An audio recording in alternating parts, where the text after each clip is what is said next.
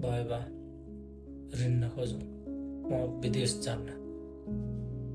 मलाई थाहा छ मेरो विदेश नजाने निर्णय पछिको कारण तपाईँको मनले हरेक रात सोध्छ, तर आज म कारण लुकाउँदिन बा। देशका 3 छोरा उठेका छन्, रवि, बालेन र कुलमान। एउटाले सडकमा दबिएको आवाज उठाए, अर्काले सिंहदरबारको ढोका ढकढकाए र अर्का अँध्यारो मुलुकमा मौलाउँदै गरेको अपराधीहरूको आपराधिक साम्राज्य ध्वस्त गर्न उज्यालो नेपाल निर्माण गरे। जब 3 छोरा डर बिना उभिन्छन् नि, त्यसपछि विदेश सपना भए पनि देश जिम्मेवारी बन्छ।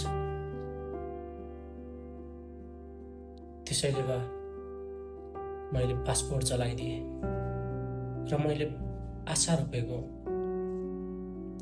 जब तिनी युवाले देशमा भरोसा रोपेपछि म कसरी भागौँ? बुझ्नु न बा, आफ्नै दाजुले क्रान्तिको बिगुल फुक्दै गर्दा म कसरी विदेश भासिन सक्छु? भोलि म हारे पनि देशमै हार्न चाहन्छु, रवि, बालेन र कुलमानसँगै हार्न चाहन्छु। अझ भनौँ म मेरा दाइहरूसँग हार्न चाहन्छु र बा तपाईँसँग हार्न चाहन्छु,